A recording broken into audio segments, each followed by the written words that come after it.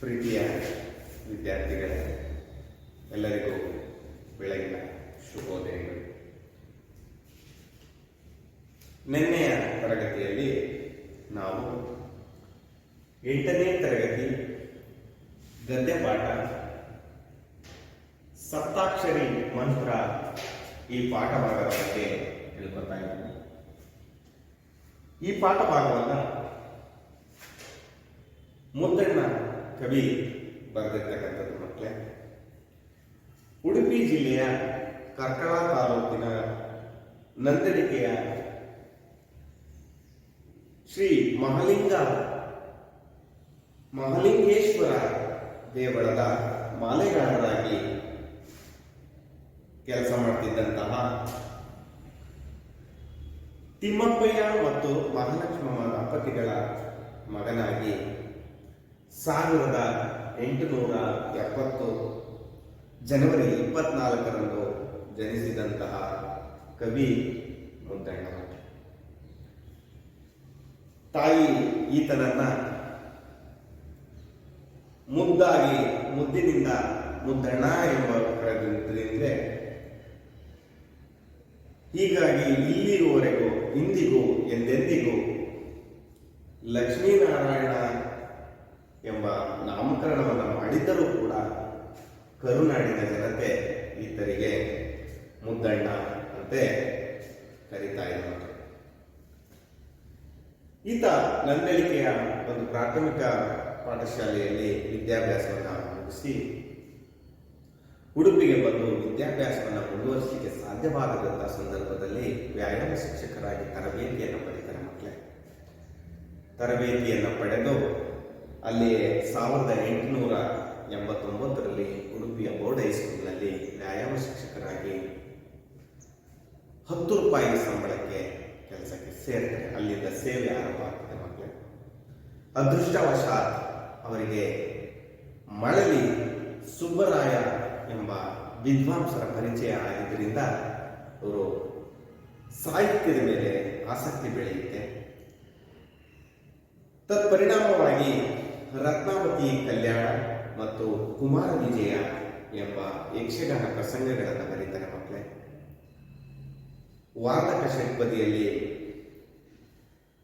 ಶ್ರೀರಾಮ ಪಟ್ಟಾಭಿಷೇಕಂ ಎಂಬ ಕಾವ್ಯವನ್ನು ಬರೀತಾರೆ. ಹಳಗನ್ನಡದ ಶೈಲಿಯಲ್ಲಿ ಅದ್ಭುತ ರಾಮಾಯಣ ಮತ್ತು ಶ್ರೀರಾಮ ಅಶ್ವಮೇಧ ಎಂಬ ಕೃತಿಗಳನ್ನು ಬರೀತಾರೆ.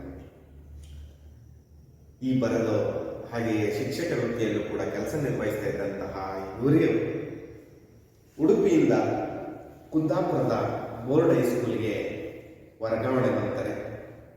ಸ್ವಲ್ಪ ದಿನಗಳ ಕಾಲ ಮತ್ತೆ ಕ್ರಿಶ್ಚಿಯನ್ ಹೈಸ್ಕೂಲ್ನಲ್ಲಿ ಸೇವೆಯನ್ನು ಸಲ್ಲಿಸ್ತಾರೆ ಮಕ್ಕಳೇ.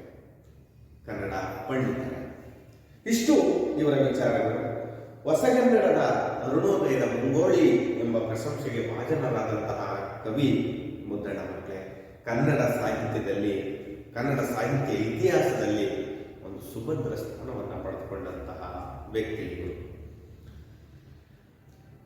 ಒಂದು ಕಡೆ ಕಡುಬಡತನ, ಇನ್ನೊಂದು ಕಡೆ ಆಗಿನ ಕಾಲದಲ್ಲಿ ಗುಣಪಡಿಸಲಿಕ್ಕೆ ಸಾಧ್ಯ ಆಗದಿರತಕ್ಕಂತಹ ರೋಗಗಳು, ಇವೆರಡೂ ಇವರ ಮೇಲೆ ಜರ್ಜರಿತವಾದಂತಹ ಪರಿಣಾಮವನ್ನು ಬೀರ್ತದೆ ಮಕ್ಕಳೇ. ಹಾಗಾಗಿ ಮುದ್ದಣ್ಣ ಅಲ್ಪಾಯುಷಿ ಆಗಿ 1901 ಫೆಬ್ರವರಿ 15ರಂದು ಈ ಲೋಕವನ್ನು ತ್ಯಜಿಸ್ತಾರೆ. ಎಷ್ಟೇ ಕಷ್ಟಗಳಿದ್ರೂ ಮನಸ್ಸನ್ನ ಸ್ವಲ್ಪ ಮಟ್ಟಿಗೆ ತಮ್ಮ ಚಿಂತೆಯನ್ನ ಕಡಿಮೆ ಮಾಡುವಂತಹ ಶಕ್ತಿ ಇರತಕ್ಕಂಥದ್ದು ನಗುವಿಗೆ ಮಕ್ಕಳೇ. ಆ ನಗು ನಮಗೆ ಯಾವುದರಿಂದ ಬರುತ್ತಪ್ಪ ಅಂದ್ರೆ ಹಾಸ್ಯದಿಂದ ಸಿಗುತ್ತೆ ಮಕ್ಕಳು. ನಗು ಮಾನವನನ್ನ ಗೆಲುವಿನ ಒಂದು ಹಾದಿಗೆ ತರುವಂತಹ ದಿವ್ಯ ಔಷಧ ಅಂತ ಕೂಡ ಹೇಳಿ. ಇವತ್ತು ನಾವು ಕಲಿತಿರ್ತಕ್ಕಂತಹ ಶ್ರೀರಾಮ ಅಶ್ವಮೇಧದ ಕೃತಿಯಲ್ಲಿ ಮಡದಿ ಮನೋರಮೆ, ನಿಮಗೆ ನೆನ್ನೆ ಹೇಳಿದ್ದೆ ಮಕ್ಕಳೇ, ಮನೋರಮೆಯ ನಿಜ ನಾಮ ಕಮಲಾಬಾಯಿ. ಈ ಕಮಲಾಬಾಯಿಯೊಡನೆ ಸಂವಾದಕ್ಕೆ ನಿರತನಾದಂಥ ಸಂದರ್ಭದಲ್ಲಿ ಮುದ್ದಣ್ಣನ ಕಷ್ಟದ ಜೀವನವನ್ನ ಪ್ರತೀಕವಾಗಿ ಇಟ್ಕೊಂಡು ಆತ ಮಾತುಗಳನ್ನು ಆಡ್ತಾ ಹೋಗ್ತಾನೆ. ಪ್ರಕೃತ ಈ ಗದ್ಯ ಭಾಗ ಸಪ್ತಾಕ್ಷರಿ ಮಂತ್ರ ಈ ಒಂದು ಪಾಠ ಭಾಗದಲ್ಲೂ ಕೂಡ ಅದರ ಶ್ರೇಷ್ಠತೆಯ ನೆಪದೊಂದಿಗೆ ಅಂದಿನ ಕಾಲದಲ್ಲಿ ತನ್ನ ಮತ್ತು ಕವಿಗಳ ದಾರಿದ್ರ್ಯವನ್ನ ಪರೋಕ್ಷವಾಗಿ ಮುದ್ದಣ್ಣ ವ್ಯಕ್ತಪಡಿಸಿದ್ದಾರೆ. ಜೊತೆಗೆ ಹೊರನೋಟಕ್ಕೆ ಕುತೂಹಲಕಾರಿಯೂ ಹಾಸ್ಯವಾಗಿಯೂ ಕಂಡರೂ ಕೂಡ ಒಳಗೆ ದಾರುಣ್ಯದ ವ್ಯತೆ ಇದೆ ಅಂತಕ್ಕಂಥದ್ದು ಈ ಒಂದು ಕರುಣಾರಸದಲ್ಲಿ ನಮಗೆ ಕಾಣಿಸ್ತದೆ. ಮಕ್ಕಳೇ, ಸಪ್ತಾಕ್ಷರಿ ಮಂತ್ರ ಈ ಗದ್ಯ ಭಾಗವನ್ನ ಪ್ರೊಫೆಸರ್ ಜಿ ವೆಂಕಟಸುಬ್ಬಯ್ಯ ಅವರು ಸಂಪಾದಿಸಿ ಮುದ್ದಣ್ಣ ಭಂಡಾರ ಸಂಪುಟ 2 ತ್ರಯೋದಾಶ್ವಾಸಂ ಅರಣ್ಯಕ ಮುನಿದರ್ಶನಂ ಭಾಗದಿಂದ ಆರಿಸಿ ನಿಮಗೆ ಕೊಡಲಾಗಿದೆ. ಇಷ್ಟು ವಿಚಾರಗಳನ್ನ ನಾವು ನಿನ್ನೆಯ ತರಗತಿಯಲ್ಲಿ ತಿಳ್ಕೊಂಡಿದ್ದು ಮಕ್ಕಳೇ. ಇವತ್ತು ನಾವು ಪೂರ್ವ ಕಥೆಯನ್ನ ತಿಳ್ಕೊಳ್ಳೋಣ.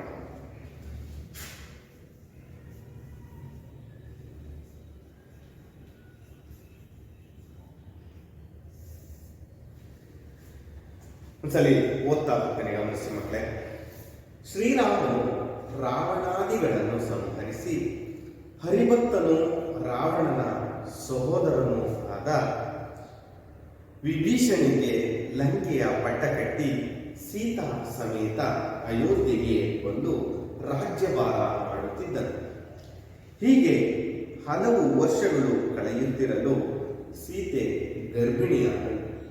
ಅದೊಂದು ದಿನ ಸೀತೆಯೊಡನೆ ಶ್ರೀರಾಮಚಂದ್ರನು ರಾಣಿವಾಸದ ಮೊಗಸಾಲೆಯಲ್ಲಿ ಕುಳಿತು ಸಂಲಾಪಗೈಯುತ್ತಿರುವಾಗ ಸೀತೆ ತನ್ನ ಮನದ ಬೇಸರ ಕಳೆಯಲೋಸುಗ ಕಾಡಿನ ಋಷಿಯಾಶ್ರಮಕ್ಕೆ ಬರಬೇಕೆಂಬ ಆಸೆಯನ್ನು ಪ್ರಕಟಿಸಿದ. ಇದಕ್ಕೊಪ್ಪಿದ ಶ್ರೀರಾಮ ಆದಷ್ಟು ಬೇಗ ಲಕ್ಷ್ಮಣನ ಮೂಲಕ ವ್ಯವಸ್ಥೆ ಮಾಡುವೆನೆಂಬ ಭರವಸೆ ನೀಡಿದ. ಅದೇ ದಿನ ರಾತ್ರಿ ಪ್ರಜೆಯೊಬ್ಬ ಆಡಿದ ಮಾತನ್ನು ಬೇಹುಗಾರನಿಂದ ತಿಳಿದ ರಾಮ ಸೀತೆ ನಿಷ್ಕಳಂಕಿನಿ ಎಂದು ತಿಳಿದಿದ್ದರೂ ಪ್ರಜಾಭಿಪ್ರಾಯಕ್ಕೆ ಮನ್ನಣೆ ನೀಡಬೇಕಾದುದು ರಾಜನ ಆದ್ಯ ಕರ್ತವ್ಯ ಎಂಬ ದೃಷ್ಟಿಯಿಂದ ಆಕೆಯನ್ನು ತೊರೆಯಲು ನಿರ್ಧರಿಸಿದ.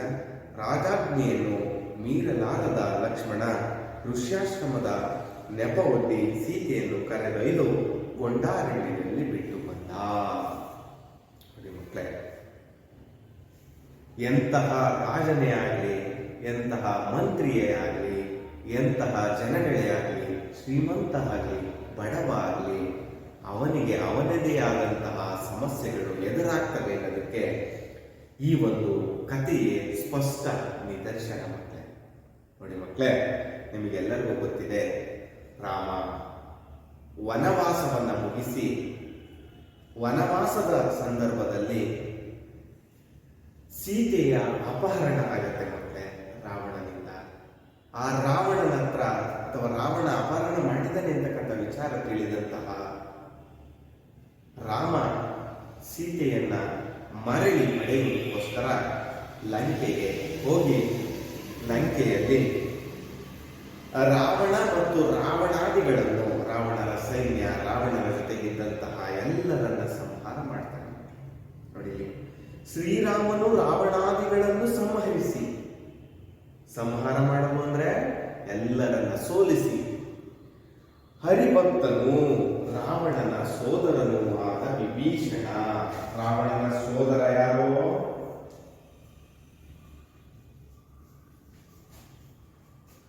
ಹೇಳ್ರಿ, ಈಗ ಸೋದರ ವಿಭೀಷಣ.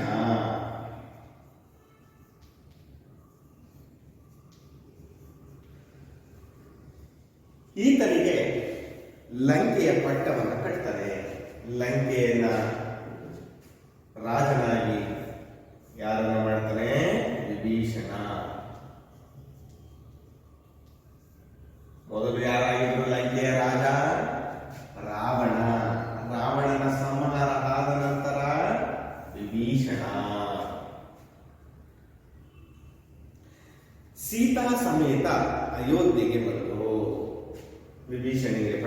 ತೆಗೆದಾದ್ಮೇಲೆ ಸೀತೆಯನ್ನು ತನ್ನೊಂದಿಗೆ ಕರೆದುಕೊಂಡು ಎಲ್ಲಿಗೆ ಬರ್ತಾನೆ? ಅಯೋಧ್ಯೆಗೆ ಬರ್ತಾನೆ.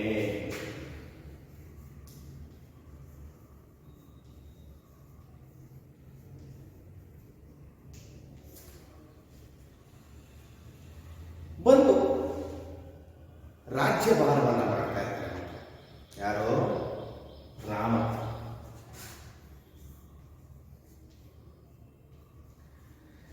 ರಾಜ್ಯಭಾರವನ್ನ ಮಾಡ್ತಾ ಇದ್ದ ಸಂದರ್ಭದಲ್ಲಿ ಹೀಗೆ ಹಲವು ವರ್ಷಗಳು ಕಳೆಯುತ್ತವೆ. ಕಳೀತಾ ಇರ್ತಕ್ಕಂತಹ ಸಂದರ್ಭದಲ್ಲಿ ಸೀತೆ, ರಾಮನ ಹೆಂಡತಿ ಸೀತೆ ಗರ್ಭಿಣಿಯಾಗಿದ್ದವು. ಇನ್ನು ರಾಮ ಮತ್ತು ಸೀತೆಯ ಒಂದು ರಾಜ್ಯಭಾರದ ಸಂದರ್ಭ ಹಲವು ವರ್ಷಗಳು ರಾಜ್ಯ ಕಳೆದಂತೆ ಇವರ ಒಂದು ಕುಟುಂಬದಲ್ಲಿ ಒಂದು ಶುಭ ಸಂಕೇತ, ಸೀತೆ ಗರ್ಭಿಣಿ ಆಗಿರ್ತಕ್ಕಂಥದ್ದು. ಅದೊಂದು ದಿನ ಸೀತೆಯೊಡನೆ ಶ್ರೀರಾಮಚಂದ್ರನು ರಾಣಿವಾಸದ, ನೋಡಿ ಮಕ್ಕಳೇ, ರಾಜನಿಗೆ ಒಂದೊಂದು ಭಾಗ ಇರುತ್ತೆ. ರಾಣಿ ಉಳ್ಕೊಳ್ಳಿಕ್ಕೆ, ರಾಜ ಇರಲಿಕ್ಕೆ, ಮಂತ್ರಿ ಇರಲಿಕ್ಕೆ, ಮತ್ತೆ ದರ್ಬಾರನ್ನ ಮಾಡಲಿಕ್ಕೆ, ಓಲಗಗಳನ್ನ, ಹೀಗೆ ಎಲ್ಲವನ್ನಕ್ಕೂ ಜಾಗ ತನ್ನದೇ ಆದ ನಿರ್ದಿಷ್ಟ ಅರಮನೆಯಲ್ಲಿ ಒಂದೊಂದು ಜಾಗಗಳು ಇರುತ್ತೆ. ಹೀಗೆ ಸೀತೆ ಶ್ರೀರಾಮಚಂದ್ರ ಇಬ್ರು ರಾಣಿ ಇರ್ತಕ್ಕಂತಹ ವಾಸದ ಮನೆಯ ಮುಂಭಾಗದಲ್ಲಿ ಮೊಗಸಾಲೆಯಲ್ಲಿ ಕುಳಿತುಕೊಂಡು ಕುಶಲೋಪಚಾರಗಳನ್ನು ಮಾಡ್ತಾ ಇದ್ದಾರೆ, ಸಲ್ಲಾಪಗೈತಾ ಇದ್ದಾರೆ, ಖುಷಿಯಾಗಿ ಮಾತನಾಡ್ತಾ ಇದ್ದಾರೆ. ಸೀತೆ ತನ್ನ ಮನದ ಬೇಸರ ಕಳೆಯನ್ನು ಸುಗ ಗರ್ಭಿಣಿಯಾದಂತಹ ಸಂದರ್ಭದಲ್ಲಿ ಮನೆಯಿಂದ ಹೊರದಕ್ಕೆ ಕಳಿಸೋದಿಲ್ಲ. ಬೇರೆ ಬೇರೆ ಕಾರಣಗಳಿರುತ್ತೆ ಅದಕ್ಕೆಲ್ಲ ಮಕ್ಕಳೇ. ಆಗ ಆ ಹೆಣ್ಣು ಮಕ್ಕಳಿಗೆ ಸರ್ವೇ ಸಾಮಾನ್ಯವಾಗಿ ಬೇಸರ ಹಾಗೆ ಆಗುತ್ತೆ. ಹೀಗೆ ಸೀತೆಗೂ ಕೂಡ ಬೇಸರವಾಗಿದೆ. ತುಂಬ ಖುಷಿಯಾಗಿ ಮಾತನಾಡ್ತಾ ಇರ್ತಕ್ಕಂತಹ ತನ್ನ ಗಂಡನೊಂದಿಗೆ ಬೇಸರದ ಆಗ್ತಾರದನ್ನು ಕಳೆಯೋದಕ್ಕೋಸ್ಕರ ನಾನು ಕಾಡಿನ ಋಷಿಯಾಶ್ರಮಕ್ಕೆ ಹೋಗಿ ಬರಬೇಕೆಂಬ ಆಶೆಯನ್ನ ಪ್ರಕಟಿಸ್ತೇನೆ. ನಾನು ಕಾಡಿಗೆ ಹೋಗಬೇಕು, ಕಾಡಿನಲ್ಲಿ ಋಷಿಯನ್ನ ನೋಡಬೇಕು, ಹೀಗೆ ತನ್ನ ಮನದ ಆಸೆಯನ್ನ ತನ್ನ ಗಂಡನೊಂದಿಗೆ ಹೇಳ್ಕೊತಾಳೆ. ಗಂಡನೊಂದಿಗೆ ಹೇಳಿಕೊಂಡಂತಹ ತಕ್ಷಣದಲ್ಲಿ ಇದಕ್ಕೊಪ್ಪಿದ ಶ್ರೀರಾಮ ಆದಷ್ಟು ಬೇಗ ಲಕ್ಷ್ಮಣನ ಮೂಲಕ ವ್ಯವಸ್ಥೆ ಮಾಡುವೆನೆಂಬ ಭರವಸೆಯನ್ನು ನೀಡ್ತಾನೆ. ಹೇಳಿದ ತಕ್ಷಣ ಆಗೋದಿಲ್ಲ, ಒಂದಷ್ಟು ಸಮಯ ಕೇಳ್ತಾನೆ. ಆಯ್ತು, ನಿನ್ನ ಒಂದು ಆಸೆಯನ್ನ ಒಪ್ಪುತ್ತೀನಿ, ಈಡೇರಿಸ್ತೀನಿ, ಆದಷ್ಟು ಬೇಗ ಲಕ್ಷ್ಮಣನ ಮೂಲಕ ಹೋಗ್ಲಿಕ್ಕೆ ನಿನಗೆ ವ್ಯವಸ್ಥೆಯನ್ನ ಮಾಡ್ತೀನಿ ಅಂತ ಭರವಸೆಯನ್ನ ನೀಡ್ತಾನೆ ಮಕ್ಕಳೇ ರಾಮ. ಯಾರಿಗೆ? ಸೀತೆ. ಅದೇ ರಾತ್ರಿ ಪ್ರಜೆಯೊಬ್ಬ ಆಡಿದ ಮಾತನ್ನು ಬೇಹುಗಾರನಿಂದ ತಿಳಿದ ರಾಮ ಸೀತೆ ನಿಷ್ಕಳಂಕಿನಿ ಎಂದು ತಿಳಿದಿದ್ದರೂ ಪ್ರಜಾಭಿಪ್ರಾಯಕ್ಕೆ ಮನ್ನಣೆ ನೀಡಬೇಕಾದ್ದು ರಾಜನ ಕರ್ತವ್ಯ ಎಂಬ ದೃಷ್ಟಿಯಿಂದ ಆಕೆಯನ್ನು ತೊರೆಯಲು ನಿರ್ಧರಿಸಿದ. ಮಕ್ಕಳೇ, ಎಂತಹ ಇಡೀ ಅಯೋಧ್ಯೆಯ ಅರಮನೆಯ ರಾಜ, ಇಡೀ ರಾಜ್ಯವೇ ಇವನ ಪರ ಇದೆ. ರಾಜ ಆಗಿರ್ತಕ್ಕಂಥದ್ದು ಇವನು ಪ್ರಜಾಭಿಪ್ರಾಯಿ ಆಗಿರ್ತಕ್ಕಂತಹ ರಾಜ. ಹೀಗೆ ಬೇಹುಗಾರನಿಂದ ಅದೇ ರಾತ್ರಿ ಪ್ರಜೆಯೊಬ್ಬ ಆಡಿರ್ತಕ್ಕಂತಹ ಮಾತನ್ನು ತಂದು ಆ ಬೇಹುಗಾರ ಯಾರಿಗೆ ಹೇಳ್ತಾನೆ? ರಾಜ ರಾಮನಿಗೆ ಹೇಳ್ತಾನೆ. ಇಷ್ಟೇ ಮಕ್ಕಳೇ ಅಲ್ಲಿ ನಡೆದಿರ್ತಕ್ಕಂಥದ್ದು. ರಾಜನ ಬಗ್ಗೆ ಪ್ರಜೆಗಳು ಏನು ಮಾಡ್ತಾ ಇದ್ದಾರೆ, ಏನು ಮಾತನಾಡ್ತಾ ಇದ್ದಾರೆ, ಒಳ್ಳೆ ಅಭಿಪ್ರಾಯ ಇದೆಯಾ, ಕೆಟ್ಟ ಅಭಿಪ್ರಾಯ ಇದೆಯಾ, ಬದಲಾವಣೆಯನ್ನು ತರೋದಕ್ಕೋಸ್ಕರ ಆದಷ್ಟು ಬೇಹುಗಾರರನ್ನ ಇಡ್ತಾ ಹೋಗ್ತಾರೆ. ಬೇಹುಗಾರರು ಅಂದ್ರೆ ಗುಪ್ತಾಚಾರರು ಅಂತ. ಬೇಹುಗಾರರು ಅಂದ್ರೆ ಯಾರು? ಗುಪ್ತಾಚಾರರು.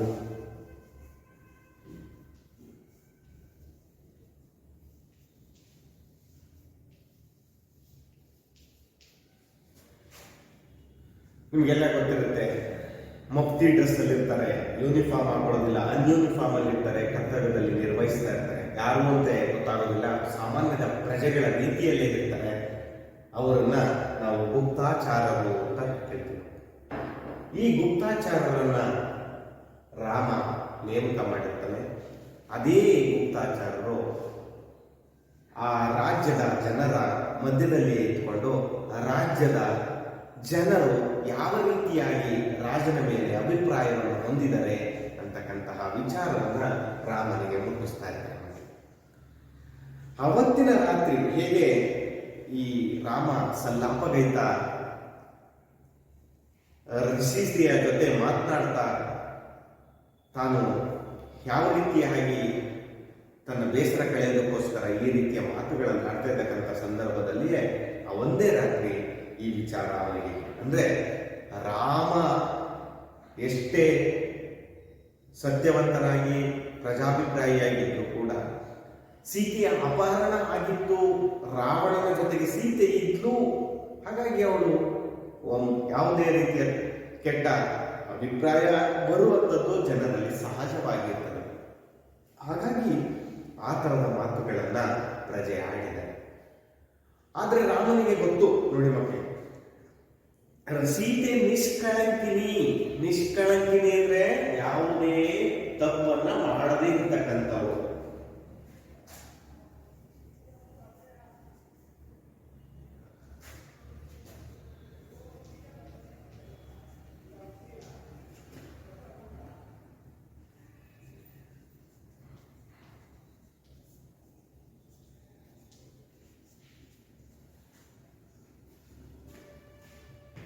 ಪ್ರಜಾಭಿಪ್ರಾಯಕ್ಕೆ ಮನ್ನಣೆಯನ್ನು ಕೊಟ್ಟಂತಹ ಈ ರಾಜ ತನ್ನ ಹೆಂಡತಿಯನ್ನ ತೊರೆಯೋದಕ್ಕೆ ನಿರ್ಧಾರ ಮಾಡ್ತಾನೆ. ನೋಡಿ ಎಂತಹ ರಾಜ ಇರಬಹುದು ಈ ರಾಮ. ರಾಜಾಜ್ಞೆಯನ್ನು ಮೀರಲಾಗದ ಲಕ್ಷ್ಮಣ ಋಷ್ಯಾಶ್ರಮದ ನೆಪವೊಡ್ಡಿ ಸೀತೆಯನ್ನ ಕರೆದುಕೊಂಡು ಗೊಂಡಾರಣ್ಯದಲ್ಲಿ ಬಿಟ್ಟು ಬಂದ್ಬಿಡ್ತಾನೆ. ಯಾವ ಅರಣ್ಯದಲ್ಲಿ ಸೀತೆಯನ್ನ ಬಿಟ್ಟು ಬರ್ತಾರೆ ಮಕ್ಕಳೇ? ಗೊಂಡಾರಣ್ಯ.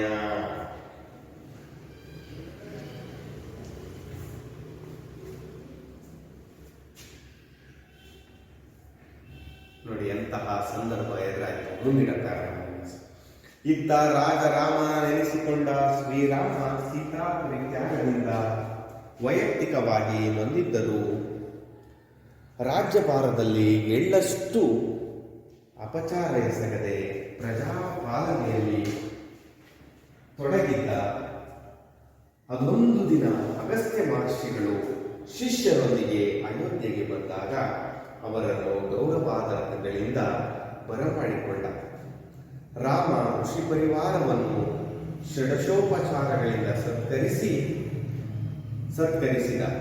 ತನ್ನಿಂದ ಹತನಾದ ರಾವಣ ಬ್ರಹ್ಮಮಾನಸ ಪುತ್ರ ಪುಲಸ್ತ್ಯರ ಮಗನಾದ ವಿಶ್ವ ವಸುವಿನಿಂದ ಮಗನೆಂದು ವೇದ ಪಾರಂಗತನೆಂದು ಅಗಸ್ತ್ಯರಿಂದ ಕೇಳಿ ತಿಳಿದ ರಾಮ ರಾವಣನ ಹತ್ಯೆಯಿಂದ ನನಗೆ ಬ್ರಹ್ಮ ಹತ್ಯಾ ದೋಷ ಪ್ರಾಪ್ತಿಯಾಯಿತೆಂದು ದುಃಖಿತನಾದ. ಪಾಪಿಗಳ ಪಾಪನಾಶ ಮಾಡಬಲ್ಲ ನಿನಗೆಂತ ಪಾಪವಯ್ಯ, ದುಷ್ಟ ಸಂಹಾರಕ್ಕಾಗಿ ಧರೆಗಿಳಿದು ನಿನ್ನ ಕರ್ತವ್ಯವನ್ನು ಮಾಡಿರುವ ನೀನು ಅಂಜಬೇಕಿಲ್ಲ ಎಂದು ಅಗಸ್ತ್ಯರು ಸಮಾಧಾನಪಡಿಸಿದರು. ರಾಮ ಒಪ್ಪಲಿಲ್ಲ. ಅಶ್ವಮೇಧವನ್ನು ಮಾಡಿದರೆ ಬ್ರಹ್ಮಹತ್ಯಾ ದೋಷ ನಿವಾರಣೆಯಾಗುವುದೆಂದು ಅಗಸ್ತ್ಯರು ಹೇಳಿದ ಮೇರೆಗೆ ರಾಮನು ಅಶ್ವಮೇಧ ಕೈಗೊಳ್ಳಲು ನಿರ್ಧರಿಸಿದ. ನೋಡಿ ಮಕ್ಕಳೇ, ದೋಷ ಅಂತಕ್ಕಂಥದ್ದು ಮನುಷ್ಯನಿಗೆ, ನೋಡಿ ಒಳ್ಳೆಯ ಕೆಲಸವನ್ನೇ ಮಾಡಿದ್ರು ಕೂಡ ಈತನ ಮೇಲೆ ದೋಷ ಬಂದಿದೆ ಅಂತಕ್ಕಂತಹ ನಿರ್ಣಯವನ್ನು ತೆಗೆದುಕೊಳ್ಳುತ್ತಾರೆ. ನೋಡಿ ಮಕ್ಕಳೇ, ಇತ್ತ ರಾಜರಾಮನೆನಿಸಿಕೊಂಡ ಶ್ರೀರಾಮ ಸೀತಾ ಪರಿತ್ಯಾಗದಿಂದ ವೈಯಕ್ತಿಕವಾಗಿ ನೊಂದಿದ್ದ. ಪ್ರಜಾಭಿಪ್ರಾಯಕ್ಕೋಸ್ಕರ ಸೀತೆಯನ್ನ ಯಾವುದೋ ಅರಣ್ಯದಲ್ಲಿ ಬಿಟ್ಟು ಬಂದ್ಬಿಟ್ಟ. ಆ ಅರಣ್ಯದಲ್ಲಿ ಬಿಟ್ಟು ಬಂದಂತಹ ಸಂದರ್ಭದಲ್ಲಿ ಇಲ್ಲಿ ಏನಾಗಿದೆ, ಕೊರಗ್ತಾ ಇದ್ದಾನೆ ತನಗೆ ತಾನೇ. ಇದು ವೈಯಕ್ತಿಕ. ಆದರೆ ರಾಜ್ಯಭಾರಕ್ಕೆ ಎಳ್ಳಷ್ಟು ಕೊರತೆ ಇಲ್ಲ, ಎಲ್ಲವನ್ನು ಸರಿಯಾಗಿ ನೀಗಿಸ್ಕೊಂಡು ಹೋಗ್ತಾರೆ. ಸ್ವಂತ ವಿಚಾರ ಯೋಚನೆ ಮಾಡೋದಾದ್ರೆ ಹೆಂಡತಿಯನ್ನು ಕಳೆದುಕೊಂಡಂತಹ ಅಥವಾ ಹೆಂಡತಿಯಿಂದ ದೂರ ಇದ್ದಂತಹ ಗಂಡನ ಒಂದು ಮನಸ್ಸು ಕಳವಳದಲ್ಲೇ ಇರುತ್ತೆ, ಆಲೋಚನೆಯಲ್ಲೇ ಇರುತ್ತೆ, ಹೆಚ್ಚು ಚಿಂತಾಕ್ರಾಂತನಾಗಿ ಇರುತ್ತೆ. ಇತ್ತ ರಾಜರಾಮನೆನಿಸಿಕೊಂಡ ಶ್ರೀರಾಮ, ರಾಜರಾಮ ಎಲ್ಲವನ್ನ ಚೆನ್ನಾಗಿ ನೋಡ್ಕೊಂಡು ಹೋಗ್ತಾ ಇದ್ದ. ಅಯೋಧ್ಯೆಯಲ್ಲಿ ಯಾವ ಕೊರತೆಯೂ ಬರದಂತೆ ಪ್ರಜೆಗಳಿಗೆ ನಿರ್ವಹಣೆ ಮಾಡ್ಕೊಂಡು ಹೋಗ್ತಾ ಇದ್ದಂತಹ ರಾಜ. ಶ್ರೀರಾಮ ಸೀತಾಪರಿತ್ಯಾಗದಿಂದ ವೈಯಕ್ತಿಕವಾಗಿ ನೊಂದಿದ್ದ, ವೈಯಕ್ತಿಕವಾಗಿ ತನ್ನ ಸ್ವಂತ ಒಂದು ವಿಚಾರವಾಗಿ ನೊಂದುಕೊಂಡಿರ್ತಾನೆ. ರಾಜ್ಯಭಾರದಲ್ಲಿ ಎಳ್ಳಷ್ಟು ಅಪಚಾರ ಎಸಗಿದೆ. ಇಂತಹ ರಾಜರು ಸಿಗದು ಅಷ್ಟು ಸುಲಭ ಅಲ್ಲ. ರಾಜ್ಯಗಳನ್ನೇ ಲೂಟಿ ಮಾಡಿರ್ತಕ್ಕಂತಹ ರಾಜರನ್ನ ನಾವು ನೋಡಿದ್ದೀವಿ, ಹಿಂಸೆ ಕೊಡ್ತಕ್ಕಂತಹ ರಾಜರನ್ನ ನೋಡಿದ್ದೀವಿ, ಸಂಕಷ್ಟಕ್ಕೀಡು ಮಾಡಿರ್ತಕ್ಕಂತಹ ರಾಜರನ್ನ ನಾವು ನೋಡಿದ್ದೀವಿ. ಆದರೆ ರಾಜ್ಯದ ಪ್ರಜೆಗಳಿಗೆ ಎಳ್ಳಷ್ಟು ಅಪಚಾರ ಎಸಗದೆ ಇದ್ದಂತಹ ಅನೇಕ ರಾಜರಲ್ಲಿ ರಾಮನು ಕೂಡ ಒಬ್ಬನು. ಪ್ರಜಾಪಾಲನೆಯಲ್ಲಿ ತೊಡಗಿದ್ದ, ಪ್ರಜೆಗಳನ್ನ ರಕ್ಷಿಸುವ, ಪ್ರಜೆಗಳನ್ನ ಪಾಲನೆಯನ್ನು ಮಾಡ್ತಕ್ಕಂತಹ, ಪೋಷಣೆಯನ್ನು ಮಾಡ್ತಕ್ಕಂತಹ ಕೆಲಸದಲ್ಲಿ ತೊಡಗಿಕೊಂಡಿರ್ತಾರೆ ಮಕ್ಕಳ ರಾಮ. ಅದೊಂದು ದಿನ ಅಗಸ್ತ್ಯ ಮಹರ್ಷಿಗಳು ಶಿಷ್ಯರೊಂದಿಗೆ ಅಯೋಧ್ಯೆಗೆ ಬಂದಾಗ, ಅಗಸ್ತ್ಯ ಮಹರ್ಷಿಗಳು ಸಪ್ತ ಋಷಿಗಳಲ್ಲಿ ಒಬ್ಬರಾಗಿರ್ತಕ್ಕಂತಹ ಅಗಸ್ತ್ಯ ಮಹಾ ಋಷಿಗಳು ಮಕ್ಕಳೇ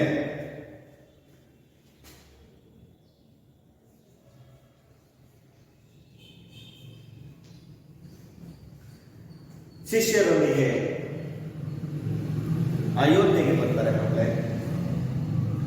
ಅವರು ಬಂದಂತಹ ಸಂದರ್ಭದಲ್ಲಿ ಗೌರವಾದರಗಳಿಂದ ಅವರನ್ನು ಬರಮಾಡಿಕೊಂಡು ರಾಮ ಋಷಿ ಪರಿವಾರವನ್ನ, ಋಷಿ ಮತ್ತು ಋಷಿಯ ಜೊತೆಗಿದ್ದಂತಹ ಎಲ್ಲರನ್ನ ಷಡಶೋಪಚಾರಗಳಿಂದ ಸತ್ಕರಿಸ್ತಾರೆ. ಅವರಿಗೆಲ್ಲವನ್ನ ನೀಡಿ ಅವರಿಗೆ ಏನು ಬೇಕು ಏನು ಬೇಡ, ಅವರ ಪೂಜೆ ಪುರಸ್ಕಾರ ಉಪಹಾರ ಎಲ್ಲದಕ್ಕೂ ತೊಂದರೆಯಾಗದ ರೀತಿಯಲ್ಲಿ, ಅವರಿಗೆ ಯಾವುದೇ ಕೊರತೆಯಾಗದ ರೀತಿಯಲ್ಲಿ ಎಲ್ಲವನ್ನ ಅವರಿಗೆ ಕೊಟ್ಟು ಎಲ್ಲವನ್ನ ಅವರಿಗೆ ನೀಡಿ ಸತ್ಕಾರವನ್ನು ಮಾಡ್ತಾರೆ.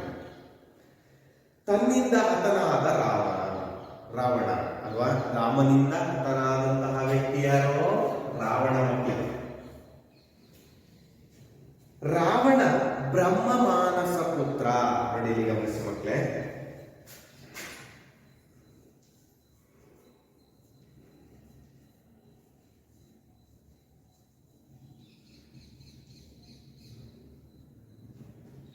ಪುಲಸ್ತ್ಯ,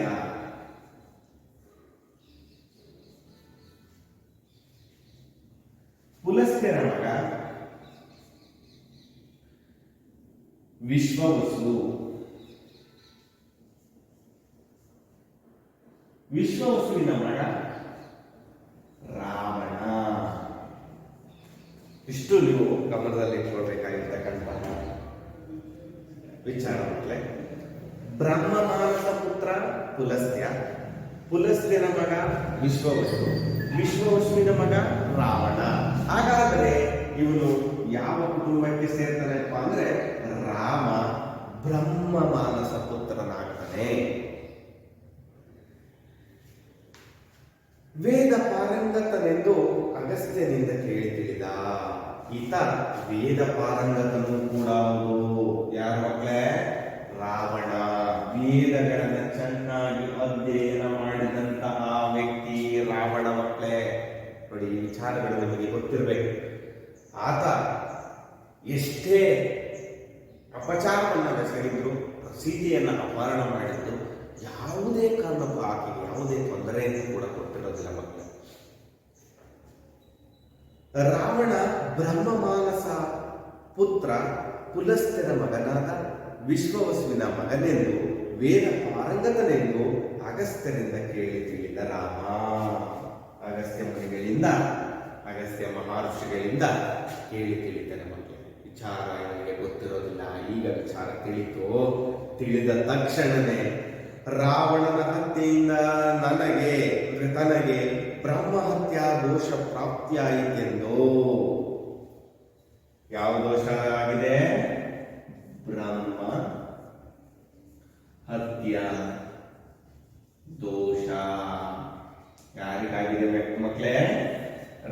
ರಾಮನಿಗೆ. ಯಾಕೆ? ರಾವಣನನ್ನ ಕೊಂದಿದ್ದಕ್ಕಾಗಿ. ರಚನೆ ಮಾಡ್ತಾನೆ ಮಕ್ಕಳೇ, ಗಮನಿಸಿ. ಪ್ರಾಪ್ತಿಯಾಯಿತೆಂದು ದುಃಖಿತನಾದ. ಈಗಲೇ ಒಂದು ಸಮಸ್ಯೆ ಎದುರಾಗಿದೆ. ಹೆಂಡತಿಯನ್ನ ಬಿಟ್ಟು ಬದುಕ್ತಾ ಇದೆ.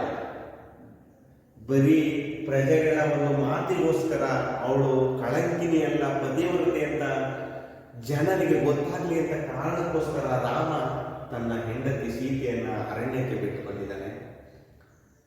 ಒಂದು ನೋವು ತನ್ನ ಹೆಂಡತಿ ಇಲ್ಲೇ ಇರ್ತಕ್ಕಂಥದ್ದು, ಇನ್ನೊಂದು ಈಗ ಅವನಿಗೆ ತಿಳಿತಾ ಇದೆ ರಾವಣನ ಹತ್ಯೆ ಮಾಡಿರ್ತಕ್ಕಂಥದ್ರಿಂದ ನನಗೆ ರಾವಣನ ಹತ್ಯೆಯಿಂದ ಬ್ರಹ್ಮ ಹತ್ಯೆಯ ದೋಷ ಪ್ರಾಪ್ತಿಯಾಗಿದೆ ಅಂತ ದುಃಖಿತನಾಗಿದ್ದಾನೆ ಮಕ್ಕಳೇ.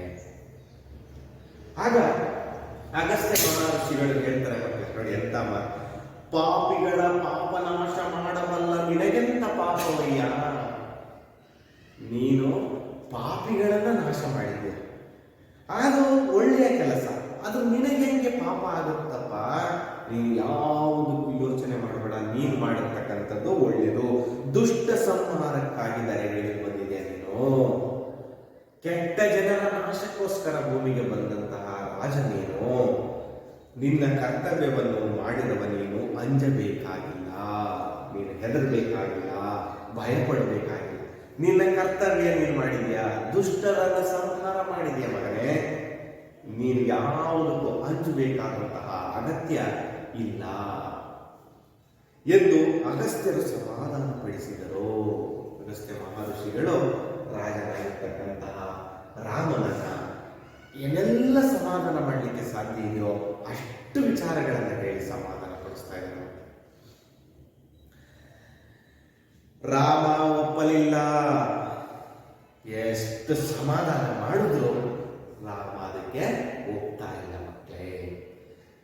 ಅಶ್ವಮೇಧವನ್ನು ಮಾಡಿದರೆ ಬ್ರಹ್ಮಹತ್ಯಾ ದೋಷ ನಿವಾರಣೆಯಾಗುವುದೆಂದು ಅಗಸ್ತ್ಯರು ಹೇಳಿದ ಮೇರೆಗೆ ರಾಮನು ಅಶ್ವಮೇಧ ಕೈಗೊಳ್ಳಲು ನಿರ್ಧರಿಸಿದ.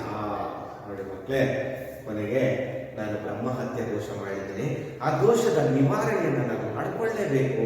ಅಗಸ್ತ್ಯ ಋಷಿಗಳೇ, ಇದಕ್ಕೇನಾದರೂ ಪರಿಹಾರವನ್ನು ಹೇಳಿ ಅಂದ ತಕ್ಷಣ ಅದಕ್ಕೆ ಅವರು ಹೇಳಿದರೆ ಅಶ್ವಮೇಧ ಯಾಗವನ್ನ ಮಾಡಬೇಕು ಅಂತ.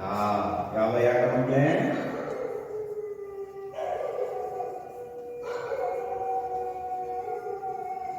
ಅಶ್ವಮೇಧ ಯಾಗ. ಈ ಅಶ್ವಮೇಧವನ್ನ ಯಾಗವನ್ನ ಮಾಡಿದ್ರೆ ನಿಮಗೆ ಬ್ರಹ್ಮಹತ್ಯೆ ದೋಷ ನಿವಾರಣೆ ಆಗ್ತದೆ ಅಂತಕ್ಕಂತಹ ಮಾತನ್ನ ಅಗಸ್ತ್ಯರಿಂದ ತಿಳಿದು ಆ ಅಶ್ವಮೇಧ ಯಾಗವನ್ನು ಮಾಡಲಿಕ್ಕೆ ನಿರ್ಧಾರವನ್ನ ಕೈಗೊಳ್ತಾರೆ ಮತ್ತೆ.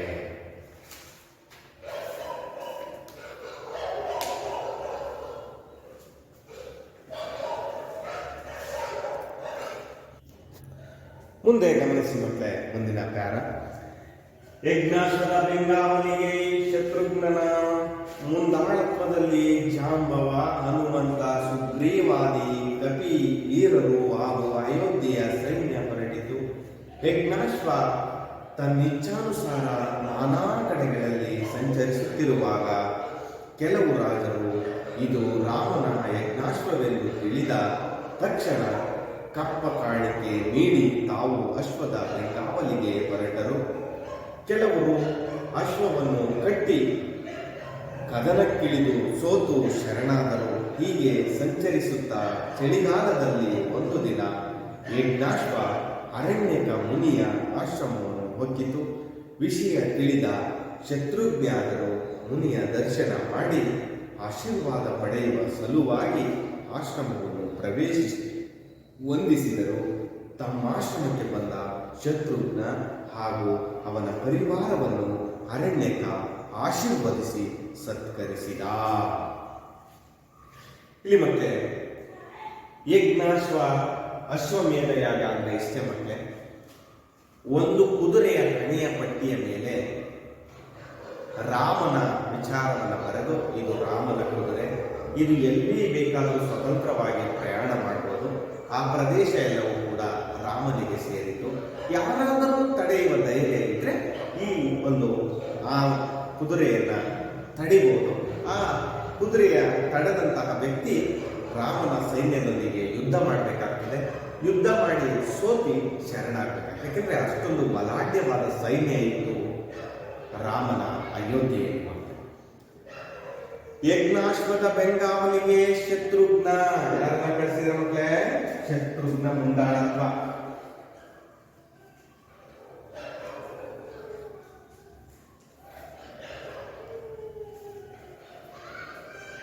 ಅದರ ಜೊತೆಗೆ ಜಾಂಬವ ಇದ್ದಾರೆ, ಹನುಮಂತ ಇದ್ದಾರೆ, ಸುಗ್ರೀವಾದಿ ಕಪಿವೀರರು ಹಾಗೂ ಅಯೋಧ್ಯೆಯ ಸೈನ್ಯ ಹೊರಟಿದೆ ಮಕ್ಕಳೇ.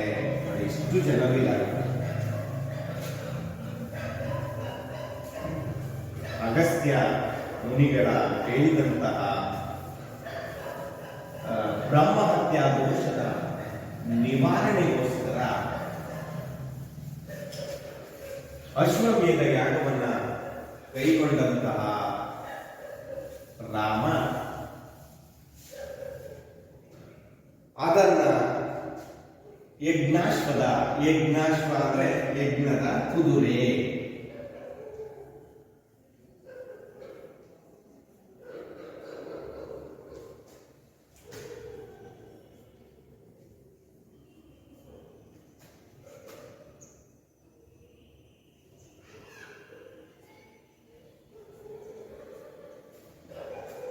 ಇದರ ಬೆಂಗಾವಲಿಗೆ ಯಾರಿದ್ದಾರಪ್ಪ ಅಂದ್ರೆ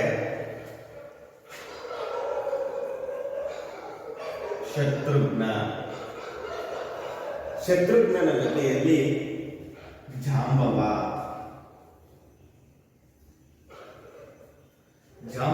ಜೊತೆಗೆ ಹನುಮಂತ,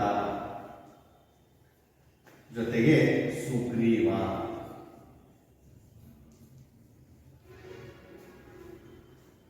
ಕಪಿವೀರರು,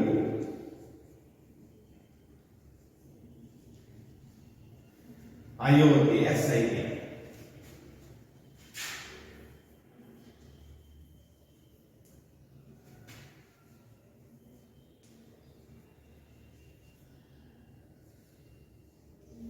ಇಷ್ಟು ಜನ ಇದೆ. ಕುದುರೆ ಮುಂಭಾಗದಲ್ಲಿ ಹೋಗ್ತದೆ, ಅದು ಹೆಂಗ್ ಬೇಕಾದ್ರೂ ಇಚ್ಛಾನುಸಾರ ಹೋಗ್ತದೆ. ಅದರ ಜೊತೆಯಲ್ಲಿ ಶತ್ರುಘ್ನ ಇದೆ, ಜಾಂಬವ, ಹನುಮಂತ, ಸುಗ್ರೀವ, ಕಪಿವೀರರು ಮತ್ತು ಅಯೋಧ್ಯೆಯ ಸೈನ್ಯ ಜೊತೆಗಿದೆ ಮಕ್ಕಳೇ. ಯಜ್ಞಾಶ್ವ ತನ್ನಿಚ್ಛಾನುಸಾರ ನಾನಾ ಕಡೆಗಳಲ್ಲಿ ಸಂಚರಿಸುತ್ತಿರುವಾಗ ಎಲ್ಲಿ ಬೇಕು ಅಲ್ಲಿ ಹೋಗ್ತದೆ. ಅದನ್ನು ತಡೆಯೋರು ಯಾರಿಲ್ಲ, ಅದನ್ನು ಹಿಂಗೆ ಹೋಗುವಂತ ಹೇಳೋರು ಯಾರಿಲ್ಲ. ಕೆಲವು ರಾಜರು ಇದು ರಾಮನ ಯಜ್ಞಾಶ್ವವೆಂದು ತಿಳಿದ ತಕ್ಷಣ, ನೋಡಿದ ತಕ್ಷಣನೇ ಹಳೆಯ ಮೇಲೆ ಪಟ್ಟಿ ಇದೆ, ಇದು ರಾಮನ ಕುದುರೆ ಅಂತಕ್ಕಂತಹ ವಿಚಾರ ಇದೆ. ಅದನ್ನು ತಡೆಯೋದಿದ್ರೆ ತಡೆಯಬಹುದು. ಹಾಗಾದ್ರೆ ಇಲ್ಲಿ ರಾಮ ಎಷ್ಟು ಜನಾಭಿಪ್ರಾಯಿಯಾಗಿದ್ದ, ಹಾಗಾಗಿ ಯಾರು ತಡೆಯಲಿಕ್ಕೆ ಇಷ್ಟಪಡಲಿಲ್ಲ. ಕುತಂತ್ರಿಗಳು ಕೆಲವು ಜನ ರಾಜರಿದ್ರು, ತಡೆಯೋರು. ನೋಡಿ, ಯಜ್ಞಾಶ್ವವೆಂದು ತಿಳಿದು ತಕ್ಷಣ ಕಪ್ಪ ಕಾಣಿಕೆ ನೀಡಿ ತಾವು ಅಶ್ವದ ಬೆಂಗಾವಲಿಗೆ ಹೊರಟರು. ಕೆಲವು ರಾಜರು ಇದು ರಾಮನ ಕುದುರೆ ಅಂತ ತಿಳಿದ ತಕ್ಷಣವೇ ಕಪ್ಪ ಕಾಣಿಕೆನೂ ಕೊಟ್ಟು ಆ ಸೈನ್ಯದ ಜೊತೆಯಲ್ಲಿ ಅವರು ಕೂಡ ಹಿಂಬಾಲಿಸುವ ಕೆಲಸವನ್ನ ಅದರ ಬೆಂಗಾವಲಿಗೆ ಕೆಲಸಕ್ಕೆ ನಿರತರಾದರು. ಅಂದ್ರೆ ಇಡೀ ರಾಜ್ಯವೇ, ಇಡೀ ಪ್ರಜೆಗಳೇ ಯಾರ ಒಂದು ಬೆಂಗಾವಲಿಗೆ ನಿಂತಿದ್ದಾರೆ? ರಾಮನ ಬೆಂಗಾವಲಿಗೆ ನಿಂತಿದ್ದಾರೆ. ಕೆಲವರು ಅಶ್ವವನ್ನ ಕಟ್ಟಿ ಕದನಕ್ಕಿಳಿದ್ರು, ಕೆಲವರು ಕಟ್ಟಿದ್ರು ಕದನಕ್ಕಿಳಿದ್ರು, ಸೋತು ಶರಣರು. ರಾಮನ ಒಂದು ಸೈನ್ಯ, ದೊಡ್ಡ ಸೈನ್ಯ, ಆ ಸೈನ್ಯದ ಎದುರಿಗೆ ಗೆಲ್ಲಿಕ್ಕೆ ಸಾಧ್ಯ ಆಗಲಿಲ್ಲ, ಸೋತು ಶರಣರು. ಹೀಗೆ ಸಂಚರಿಸುತ್ತಾ ಚಳಿಗಾಲದಲ್ಲಿ ಒಂದು ದಿನ ಹೀಗೆ ಸಂಚರಿಸಿಕೊಂಡು ಹೋಗ್ತಾ ಇದ್ದಂಥ ಸಂದರ್ಭದಲ್ಲಿ ಚಳಿಗಾಲದ ಒಂದು ದಿನ ಯಜ್ಞಾಶ್ವ ಅರಣ್ಯಕ ಮುನಿಯ ಆಶ್ರಮವನ್ನ ಹೋಗುತ್ತೆ. ಮತ್ತೆ ಅಲ್ಲಿ ಕಾಡಿನ ಒಳಗಡೆ ಇದ್ದಂತಹ ಅರಣ್ಯಕ ಮುನಿ ಅಥವಾ ಋಷಿ ಇವರ ಆಶ್ರಮಕ್ಕೆ ಹೋಗುತ್ತೆ. ವಿಷಯ ತಿಳಿದಂತ ಶತ್ರುಘ್ನ ಮತ್ತು ಅವರ ಜೊತೆಯಲ್ಲಿದ್ದಂತಹ ಜಾಂಬವ, ಹನುಮಂತ, ಸುಗ್ರೀವ, ಕಪಿವೀರರು, ಅಯೋಧ್ಯೆಯ ಸೈನ್ಯ ಎಲ್ಲರೂ ಕೂಡ ಮುನಿಯ ದರ್ಶನ ಮಾಡಿ ಆಶೀರ್ವಾದ ಪಡೆಯುವ ಸಲುವಾಗಿ ಆಶ್ರಮವನ್ನು ಪ್ರವೇಶಿಸಿ ವಂದಿಸಿದರು. ಕುದುರೆ ಅರಣ್ಯಕ ಮುನಿ ಆಶ್ರಮಕ್ಕೆ ಹೋದಂತ ತಕ್ಷಣದಲ್ಲಿ ಯಜ್ಞಾಶ್ವದ ಬೆಂಗಾವಲಿಗೆ ಇದ್ದಂತಹ ಶತ್ರುಘ್ನ ಮತ್ತು ಅವನ ಜೊತೆಯಲ್ಲಿದ್ದವರೆಲ್ಲರೂ ಕೂಡ ಮುನಿಯ ದರ್ಶನ ಪಡೆದು ಆಶೀರ್ವಾದವನ್ನು ಪಡೆಯೋದಕ್ಕೋಸ್ಕರ ಅರಣ್ಯಕ ಮುನಿಯ ಆಶ್ರಮಕ್ಕೆ ಹೋಗಿ ಅವರನ್ನ ವಂದಿಸ್ತಾರೆ, ಮಕ್ಕಳೇ, ನಮಸ್ಕರಿಸ್ತಾರೆ, ಆಶೀರ್ವಾದವನ್ನು ಪಡೆದರು. ತಮ್ಮ ಆಶ್ರಮಕ್ಕೆ ಬಂದ ಶತ್ರುಘ್ನ ಹಾಗೂ ಅವನ ಪರಿವಾರವನ್ನು ಅರಣ್ಯಕ ಮಹರ್ಷಿಗಳು ಆಶೀರ್ವದಿಸಿ ಸತ್ಕರಿಸಿದರು. ಈ ಅರಣ್ಯಕ ಮುನಿ ಶತ್ರುಘ್ನ ಮತ್ತು ಅವರ ಪರಿವಾರ ಬಂದ ತಕ್ಷಣ ಅವರೆಲ್ಲರಿಗೂ ಆಶ್ರಮದ ಪರಿವಾರದಲ್ಲಿ ಜಾಗದಲ್ಲಿ ಆಶೀರ್ವಾದವನ್ನು ಕರುಣಿಸಿ ಎಲ್ಲರಿಗೂ ಸತ್ಕಾರ್ಯಗಳನ್ನು ಮಾಡ್ತಾರೆ. ಸತ್ಕರಿಸೋದು ಅಂದ್ರೆ ಅವರಿಗೆಲ್ಲ ಕುಶಲೋಪಚಾರಗಳನ್ನ ಏರ್ಪಾಡು ಮಾಡ್ತಾರೆ. ಅದುವರೆಗೂ ರಾಮಾಶ್ವಮೇಧದ ಕಥೆಯನ್ನು ಮುದ್ದಣ್ಣನಿಂದ ಕೇಳುತ್ತಿದ್ದ ಮನೋರಮೆಗೆ ಸಂದೇಹವೊಂದು ಮೂಡಿತು. ಆ ಸಂದೇಹ ಯಾವುದು? ಮುದ್ದಣ್ಣ ಅದನ್ನು ಹೇಗೆ ಪರಿಹರಿಸಿದ, ಇದರ ಒಳಗುತ್ತೇನು ಎಂಬುದೇ ಪಠ್ಯ ಭಾಗದ ಸಾರ. ಮತ್ತೆ ಈ ಶ್ರೀರಾಮಾಶ್ವಮೇಧದ ಕಥೆಯನ್ನ ಮುದ್ದಣ್ಣ ಯಾರಿಗೆ ಹೇಳ್ತಾ ಇದ್ದಾರೆ ಮಕ್ಕಳೇ? ಇಷ್ಟು ವಿಚಾರವನ್ನ ಹೇಳಿದ ಮಕ್ಕಳೇ. ರಾವಣನನ್ನ ಹತ್ಯೆ ಮಾಡಿ ವಿಭೀಷಣನಿಗೆ ಪಟ್ಟ ಕಟ್ಟಿ ರಾಜ್ಯಕ್ಕೆ ಬಂದಾದ್ಮೇಲೆ ಹಲವು ಕಾಲ ಇದ್ದ. ಆಗ ಸೀತೆ ಗರ್ಭಿಣಿ ಆದ್ಮೇಲೆ ಅವಳು ಸಲ್ಲಾಪದ ಜೊತೆ ಇರಬೇಕಾದ್ರೆ ಅವಳ ಮನದಾಸೆಯನ್ನ ಈಡೇರಿಸುವಂತೆ ನೆಪ ಹೊಟ್ಟಿ ಆ ದುಷ್ಟಶಕ್ತಿನಿಯಾದರೂ ಕೂಡ ಪ್ರಜೆಗಳು ಹೇಳಿದ ವಿಚಾರವನ್ನು ಕೇಳಿದ ರಾಮ ಸೀತೆಯನ್ನ ತನ್ನಿಂದ ದೂರ ಮಾಡ್ಕೊತಾನೆ. ಈ ವಿಚಾರ ಇದ್ದಂಥ ಸಂದರ್ಭದಲ್ಲಿ ಅಗಸ್ತ್ಯ ಮುನಿಗಳು ಬಂದು ಆ ಒಂದು ವಿಚಾರಗಳನ್ನ ಬ್ರಹ್ಮಹತ್ಯೆ ದೋಷದ ಬಗ್ಗೆ ಹೇಳಿದಾಗ ರಾವಣ ಒಬ್ಬ ವೇದ ಪಾರಂಗತ ಇಂತಹವನ ಮಗ ಅಂದಾಗ ನಾನು ಬ್ರಹ್ಮಹತ್ಯೆ ದೋಷಕ್ಕೆ ಒಳಗಾಗಿದ್ದೀನಿ ಅಂತ ಕೇಳಿಕೊಂಡು ಅದರ ಪರಿಹರಿಸೋದಕ್ಕೋಸ್ಕರ ಅಶ್ವಮೇಧ ಯಾಗವನ್ನು ಮಾಡೋ ಅದು ಸರಿ ಹೋಗುತ್ತೆ ಅಂದಾಗ ಅಶ್ವಮೇಧ ಯಾಗವನ್ನು ಮಾಡಲಿಕ್ಕೆ ಅಶ್ವದ ಬೆಂಗಾವಲಿಗೆ ಶತ್ರುಘ್ನನನ್ನು ಕಳಿಸ್ತಾನೆ. ಶತ್ರುಘ್ನರು ಆ ಬೆಂಗಾವಲಿಗೆ ಕೆಲಸ ಮಾಡ್ತಾ ಇದ್ದಂಥ ಸಂದರ್ಭದಲ್ಲಿ ಆ ಒಂದು ಯಜ್ಞಾಶ್ವ ಅರಣ್ಯಕ ಮುನಿಯ ಆಶ್ರಮಕ್ಕೆ ಹೋಗ್ತದೆ. ಆ ಅರಣ್ಯಕ ಮುನಿಯ ಆಶ್ರಮಕ್ಕೆ ಹೋದ ತಕ್ಷಣವೇ ಅಲ್ಲಿದ್ದಂತಹ ಅರಣ್ಯಕ ಮುನಿ ಎಲ್ಲರಿಗೆ ಆಶೀರ್ವದಿಸಿ ಅವರ ಎಲ್ಲ ಬಂದಂತಹ ಅಷ್ಟು ಜನರಿಗೂ ಸತ್ಕಾರ್ಯಗಳನ್ನ ಮಾಡ್ತಾರೆ. ಅಂದ ತಕ್ಷಣವೇ ಮನೋರಮೆಗೆ ಒಂದು ಸಂದೇಹ ಬಂತು. ಏನಪ್ಪ ಸಂದೇಹ?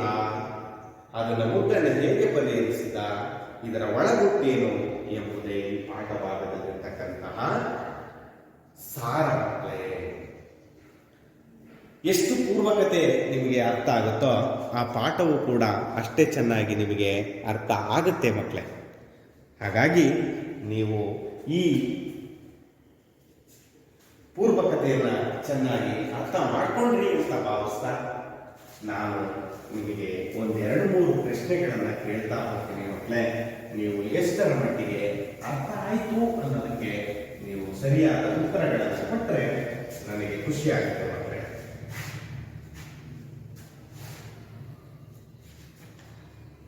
ಶ್ರೀರಾಮ ರಾವಣನನ್ನ ಕೊಂದು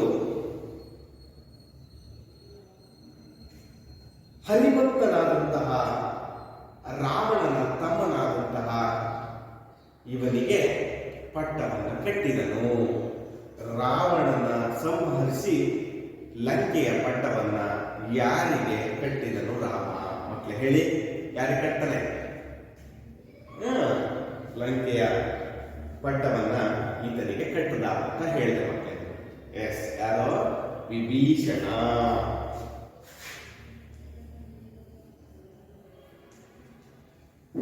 ಈ ವಿಭೀಷಣನಿಗೆ ಪಟ್ಟವನ್ನ ಕಟ್ಟಿ ರಾಜ್ಯಕ್ಕೆ ಬರ್ತಾನೆ. ರಾಜ್ಯಕ್ಕೆ ಬಂದಾದ್ಮೇಲೆ ಈಕೆ ಒಂದಷ್ಟು ಕಾಲ ಇದ್ದಂತ ಸಂದರ್ಭದಲ್ಲಿ ಗರ್ಭಿಣಿ ಆಗ್ತಾಳೆ. ಗರ್ಭಿಣಿಯಾದಂಥ ಸಂದರ್ಭದಲ್ಲಿ ಅರಣ್ಯಕ್ಕೆ ಹೋಗಿ ಬರಬೇಕು ನನ್ನ ಬೇಸರ ಕಳೆಯಕ್ಕೆ ಅಂತ ಹೇಳಿದಾಗ ಆಯ್ತು ಅಂತ ಒಪ್ಕೊಂಡಂತಹ ಈ ವಿಚಾರವನ್ನು ನಿಮ್ಗೆ ಗೊತ್ತಿದೆ. ಋಷ್ಯಾಶ್ರಮದ ನೆಪ ಒಡ್ಡಿ ಸೀತೆಯನ್ನ ಲಕ್ಷ್ಮಣ ಒಂದು ಅರಣ್ಯಕ್ಕೆ ಕರ್ಕೊಂಡು ಹೋಗ್ಬಿಡ್ತಾನೆ ಅಂತ ಹೇಳಿದೆ ಮಕ್ಕಳೇ. ಯಾವ ಅರಣ್ಯಕ್ಕೆ ಬಿಡ್ತಾನೆ? ಋಷ್ಯಾಶ್ರಮಕ್ಕೆ ಬಿಡದು ಬಿಟ್ಟು ಬೇರೆ ಯಾವುದೋ ಕಾಡಿಗೆ ಕರ್ಕೊಂಡೋಗಿ ಬಿಡ್ತಾನೆ ಮಕ್ಕಳೇ. ಲಕ್ಷ್ಮಣ ಸೀತೆಯನ್ನು ಯಾವ ಕಾಡಿಗೆ ಬಿಟ್ಟು ಬಂದನು ಹೇಳಿ? ಎಸ್, ನೆನಪಲ್ಲಿಟ್ಟಿರಬೇಕು ಮಕ್ಕಳೇ, ಗೊಂಡಾರಣ್ಯ.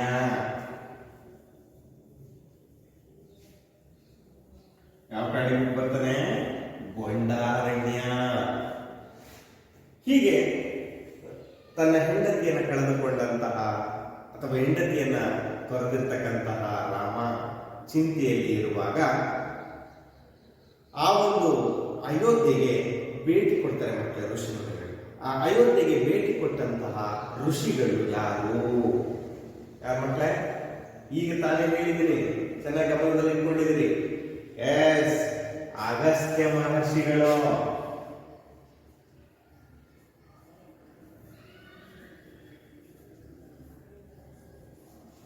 ಅಗಸ್ತ್ಯ ಮಹರ್ಷಿಗಳು ಭೇಟಿ ಕೊಡ್ತಾರೆ ಮಕ್ಕಳೇ. ಭೇಟಿ ಕೊಟ್ಟ ಸಂದರ್ಭದಲ್ಲಿ ಬ್ರಾಹ್ಮಣ ವಂಶಕ್ಕೆ ಅಥವಾ ಬ್ರಹ್ಮ ಮಾನಸ ಪುತ್ರನಾಗಿರ್ತಕ್ಕಂತಹ ವ್ಯಕ್ತಿ ಹೀಗಾಗಿ ಬ್ರಹ್ಮಹತ್ಯೆಯ ದೋಷ ಆಗಿದೆ ಅಂತ ಹೇಳಿದಾಗ ಬ್ರಹ್ಮಹತ್ಯೆ ದೋಷಕ್ಕೆ ಅಗಸ್ತ್ಯ ಮುನಿಗಳು ಒಂದು ಪರಿಹಾರವನ್ನು ಹೇಳ್ತಾರೆ ಮಕ್ಕಳೇ. ಈ ಒಂದು ಯಾಗವನ್ನು ಮಾಡಿದ್ರೆ ನಿನಗೆ ಬ್ರಹ್ಮಹತ್ಯೆ ದೋಷ ನಿವಾರಣೆ. ಬ್ರಹ್ಮಹತ್ಯೆಯ ದೋಷದ ನಿವಾರಣೆಗಾಗಿ ಕೈಗೊಂಡಂತಹ ಕಾರ್ಯ ಅಥವಾ ಕೆಲಸ ಯಾವುದು ಮಕ್ಕಳೇ? ಎಸ್, ಅಶ್ವಮೇಧ.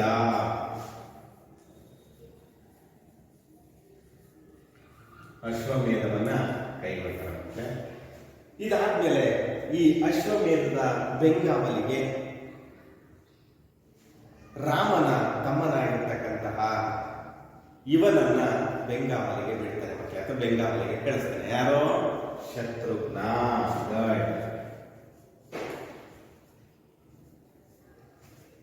ಶತ್ರುಘ್ನ ತನ್ನ ಅಣ್ಣನ ಆಜ್ಞೆಯಂತೆ ಯಜ್ಞಾಶ್ವದ ಬೆಂಗಾವಲಿಗೆ ಇದ್ದಂತ ಸಂದರ್ಭದಲ್ಲಿ ಕುದುರೆ ರಾಜ್ಯಗಳನ್ನು ಸಂಚರಿಸಿ ಈ ಋಷಿಗಳ ಆಶ್ರಮವನ್ನ ಹೊಕ್ಕುತ್ತೆ ಮಕ್ಕಳೇ. ಯಾವ ಋಷಿಗಳ ಆಶ್ರಮಕ್ಕೆ ಯಜ್ಞದ ಅಶ್ವದ ಕುದುರೆ ಹೋಯಿತು ಮಕ್ಕಳೇ? ಎಸ್, ಯಾರ ಆಶ್ರಮಕ್ಕೆ ಹೋಯ್ತು ಹೇಳಿ? ಸಂಚರಿಸ್ತಾ ಹೋಗ್ತಾ ಇತ್ತು ಯಜ್ಞಾಶ್ವ. ಯಾರ ಹೇಳಿ? ಯಾರು? ಅರಣ್ಯಕ. ಯಾರ ಹೋಗೋದು ಆಶ್ರಮಕ್ಕೆ ಹೋಗುತ್ತೆ? ಅರಣ್ಯಕ ಮುನಿಯ ಆಶ್ರಮಕ್ಕೆ ಹೋಗುತ್ತೆ. ಆಗ ಈ ಅರಣ್ಯಕ ಮುನಿಯ ಆಶೀರ್ವಾದವನ್ನು ಪಡೆಯೋದಕ್ಕೋಸ್ಕರ ಅಲ್ಲಿ ಹೋಗ್ತಾರೆ. ಹೋದಂತ ಸಂದರ್ಭದಲ್ಲಿ ಅವರ ಸತ್ಕಾರವನ್ನು ಮಾಡಿದಂತಹ ಮುನಿ ಹೇಗೆ ಸತ್ಕಾರ ಮಾಡಿದ್ರು ಅಂತಕ್ಕಂಥ ಪ್ರಶ್ನೆ, ಸಂದೇಹ ಯಾರಿಗೆ ಬರುತ್ತೆ ಮಕ್ಕಳೇ? ಮಾನವರನ್ನು ಬಂದಿದೆ. ಆ ಒಂದು ಸಾರವನ್ನ ಮುಂದಿನ ತರಗತಿಯಲ್ಲಿ ಪಾಠಭಾಗದಲ್ಲಿ ತಿಳ್ಕೊಳ್ಳೋಣ ಅಂತ ಹೇಳ್ತಾ ಇಂದಿನ ತರಗತಿಯನ್ನು ಮುಗಿಸ್ತಾ ಇದ್ದೆ ಮಕ್ಕಳೇ. ಎಲ್ಲರಿಗೂ ಒಳ್ಳೆಯದಾಗಲಿ. ನಮಸ್ಕಾರ.